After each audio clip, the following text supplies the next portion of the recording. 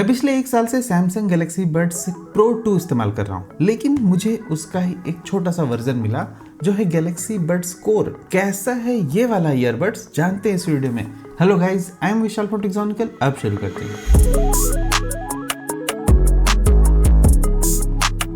सबसे पहले मैं इसकी अनबॉक्सिंग करके दिखाता हूँ कि बॉक्स कंटेंट वगैरह क्या है।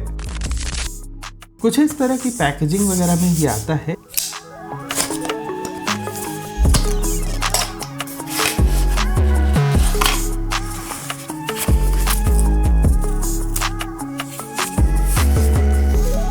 ग्लॉसी सा एक छोटा सा बॉक्स मिल जाता है जो कि दिखने में काफी इंटरेस्टिंग है,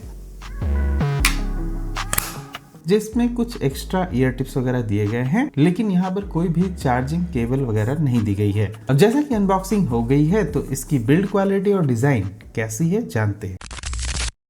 इसको मैं अगर अपने महंगे वाले गैलेक्सी बड्स 2 प्रो से कंपैरिजन करूँ तो उसके कंपैरिजन में मुझे थोड़ा सा ये फ्लिमसी लग रहा है। इसका जो ये अटैचमेंट है ना, ये थोड़ा सा लूज है, मतलब उतना हार्ड नहीं है जितना गैलेक्सी बड्स 2 प्रो में था। इसको मैं एक कंपैरिजन मोड में भी आपको बता दूं ताकि आपको आइडिया लग पाए। अब जैसा कि ये सिर्फ मुझे 3000 रुपए का पड़ा है, तो उस बजट के हिसाब से ये काफी ज्यादा सही डिजाइन है और मुझे ये सैमसंग के ईयरबड्स अपने छोटे से डिजाइन के लिए काफी ज्यादा पसंद है। इनको आप बड़े ही पॉकेट फ्रेंडली डिजाइन में कहीं भी रख सकते हो और उससे भी ज्यादा इंटरेस्टिंग जो इसके ईयरबड्स आते हैं ना, वो मुझे बहुत इंटरेस्टिंग लगते हैं। बड़े ही हल्के से लाइट वेट के होते हैं, तो आप कानों में बहुत ही लॉन्ग आवर्स तक इसे इस्तेमाल कर सकते हो। बॉक्स में यहाँ पर पीछे की तरफ एक टाइप सी पोर्ट दिया हुआ है और आगे की तरफ एक ब्लिंकिंग लाइट दे रखी है, तो जो चार्जिंग के समय या फिर कनेक्शन के समय आपको दिखाई देगी। यहाँ पर कोई भी वायरलेस चार्जिंग वगैरह का सपोर्ट नहीं है, जो कि महंगे वाले ईयरबड्स में सैमसंग के आता है, वो चीज यहाँ पर नहीं है। लेकिन एक जो मेरा थोड़ा ऑब्जर्वेशन लगा, अगर आप इस बॉक्स के कैप को ना थोड़ा सा ऐसे वैसे प्रेस करोगे तो लगेगा थोड़ा सा हिल रहा है, मतलब लूज सा लगेगा। ये एक छोटी सी प्रॉब्लम तो है, लेकिन अब इस प्राइस पॉइंट पे देखा जाए तो इतना क्या ही जज कर सकते हैं। बिल्ड क्वालिटी और डिजाइन को देखते हुए मैं इसे जो रेटिंग दूंगा only 4 out of 5, which is okay. अब बात करते हैं इसकी कनेक्टिविटी के बारे में।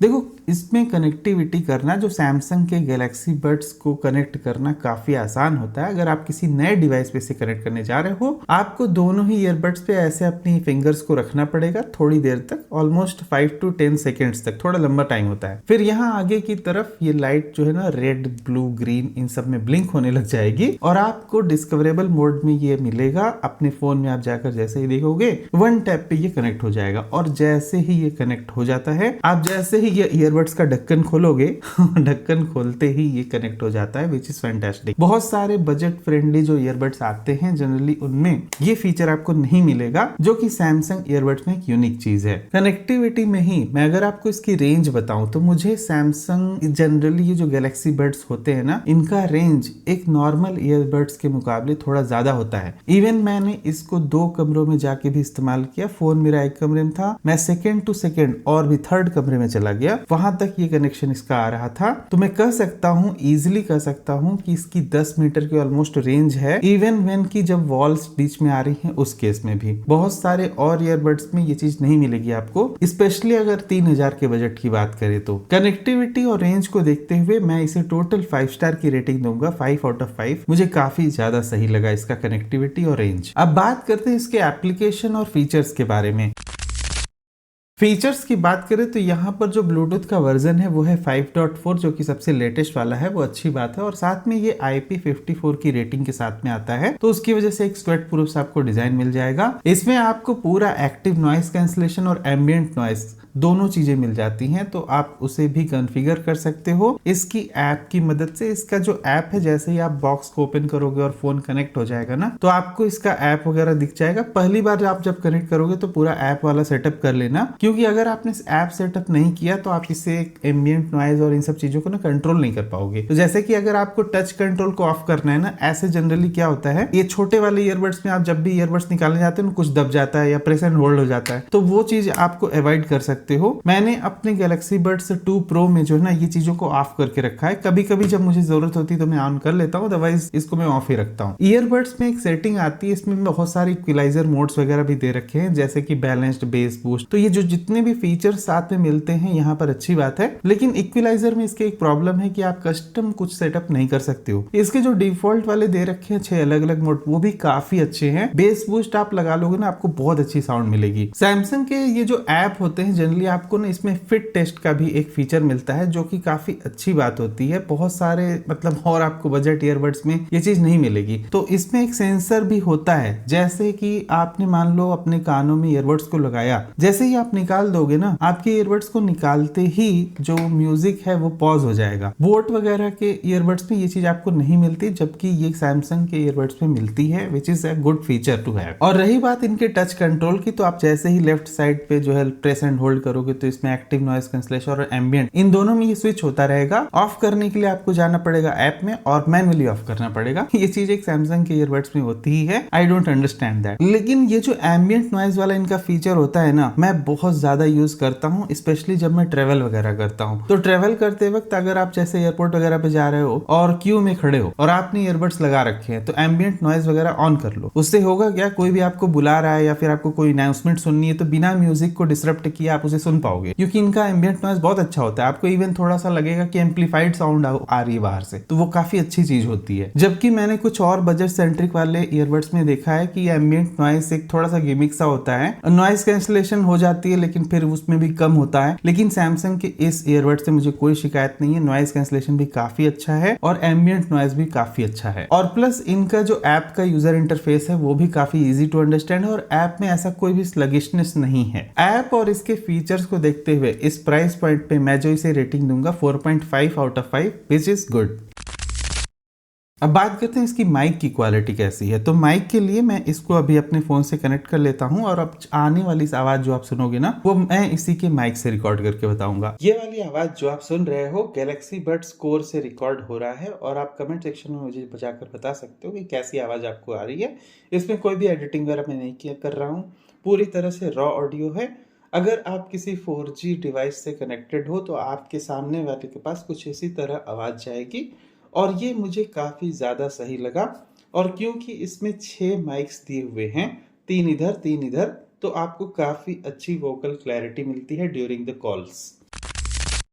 और अब बात करते हैं इसकी टोटल म्यूजिक क्वालिटी की। इसकी म्यूजिक क्वालिटी ऑफ कोर्स मुझे काफ़ी ज़्यादा पसंद आई। म्यूजिक क्वालिटी में मैं इसे कंपैरिजन कर दूंगा गैलेक्सी बड्स 2 प्रो के साथ में, जो कि थोड़ा मैट फिनिश का कलर में आता है। इसका बॉक्स वगैरह काफ़ी अच्छा है। ऑफ कोर्स इसका भी रिव्यू है चैनल पे, आप जाके देख सकते हो। लेकिन इसको यूज करते हुए मुझे 1 साल हो चुके हैं और इसको अभी अभी मैंने खरीदा है, सिर्फ 2 हफ्ते से इस्तेमाल कर रहा हूँ। To be precise, music quality में मुझे ना इन दोनों को कंपेयर भी मैं कर दूं तो कुछ खास फर्क दिखा नहीं। जिस लेवल की म्यूजिक क्वालिटी मुझे इस महंगे वाले ईयरबड्स पे मिल रही थी, इसको मैंने ऑलमोस्ट 7000 में खरीदा था, वही सेम म्यूजिक क्वालिटी आपको मिल जाएगी गैलेक्सी बड्स कोर में भी सिर्फ 3000 रुपीज में। मतलब ये इतना मुझे सही लगा, मुझे इतनी एक्सपेक्टेशन नहीं थी कि ये म्यूजिक क्वालिटी इतनी ज्यादा सही होगी। अच्छा, इसमें एक और फायदा है, इसमें ना इवन हाईएस्ट वॉल्यूम पे भी आपको कोई भी साउंड में डिस्टॉर्शन नहीं लगेगा। आप बहुत ही हाई वॉल्यूम पे गाने सुन सकते हो और वोकल क्लैरिटी जो है ना म्यूजिक में आती है वो काफी ज्यादा नेक्स्ट लेवल चीज है। और उसके ही साथ आपको एक क्लीन म्यूजिक मिलेगा, कोई स्पेशल इफेक्ट नहीं मिलने वाला है। अगर आप बहुत ज्यादा बेस बेस बेस ऐसा कुछ चाहते हो तो ऑफकोर्स इन ईयरबड्स में वो चीज नहीं होती है, आपको क्लैरिटी मिलती है। बेस बूस्ट वाले अगर इक्वलाइजर मोड पे आपने सेट किया है तो बेस बहुत अच्छा मिल जाएगा, जो कि एक पंची बेस होता है। लेकिन अगर आप चाहो कि कुछ ज्यादा ही बेस हो मतलब, तो वैसा कुछ यहाँ नहीं मिलने वाला। आपको एक बहुत अच्छी साउंड क्वालिटी मिलती है। टिपिकली ये जो सैमसंग के गैलेक्सी बड्स होते हैं इनमें वोकल क्लैरिटी और ट्रेबल इसमें बहुत ज्यादा एक्सेल करेगा। आपको बहुत बैलेंस सी साउंड मिलती है ओवरऑल इन बड्स में। और जो क्वालिटी आपको इवन गैलेक्सी बड्स 2 प्रो में मिलती थी, वही चीज इस छोटे से में मतलब काफी कम प्राइस में मिल जाता है, जो कि काफी सरप्राइजिंग था मेरे लिए। इसमें कोई भी ऐसा स्पेशल मोड वगैरह करके नहीं आता। गैलेक्सी बड्स प्रो वाले में जो है ना, इसमें स्पेशल मोड भी आता था जिसको कभी मैं सुनता नहीं हूँ, लेकिन फिलहाल इसमें वो चीज आती ही नहीं है, तो आपके पास कोई ऑप्शन भी नहीं है।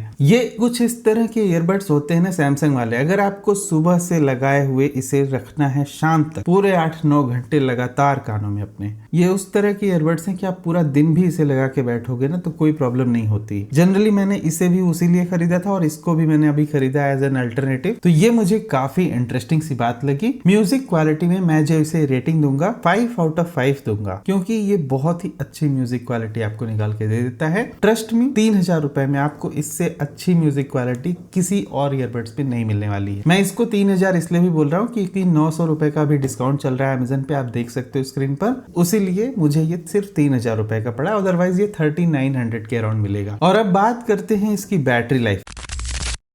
एक ये जो एरिया है बैटरी लाइफ वाला, मतलब जनरली सैमसंग के गैलेक्सी बड्स वहां पे थोड़े से कम अच्छे हैं, जैसे कि इसमें भी आपको सिर्फ 35 आवर्स की बैटरी लाइफ क्लेम्ड है, तो आपको इसे फ्रीक्वेंटली चार्ज वगैरह करते रहना पड़ेगा तभी ये चलेगा। 2500 रुपए में आपको एक ये भी ईयरबड्स मिलता है बोट का निर्वाणा जेनिथ प्रो, जिसका मेरे चैनल पे रिव्यू अभी मैंने रिसेंटली बनाया था। Insane battery life 80 hours plus तक जाता है उसमें, जबकि इसमें आपको सिर्फ 35 आवर्स मिलेगा। उसका भी रिव्यू आप जाके चेक कर लेना, आपको पता चल जाएगा। अगर ये सिमिलर क्लोज टू बजट में है, अगर आप चाहते हो कि इनका मैं कंपैरिजन वीडियो भी कर दूं तो कमेंट सेक्शन बता देना, दोनों वीडियो आप देख के खुद समझ जाओगे कि इनमें अंतर क्या है। बैटरी लाइफ को सिर्फ देखते हुए मैं जो इसे रेटिंग दूंगा सिर्फ 3/5, जो कि काफी बेकार सी है। Battery life of course in earbuds में थोड़ी कम होती है और इनका डिजाइन भी ऐसा होता है ना, बहुत ही हल्के और छोटे से होते हैं, तो इस वजह से इसमें बैटरी लाइफ उतनी ज्यादा नहीं मिलती है, विच इज ओके। और अब बारी आती है फाइनल वर्डिक्ट की, क्या आपको ये खरीदना भी चाहिए या फिर नहीं।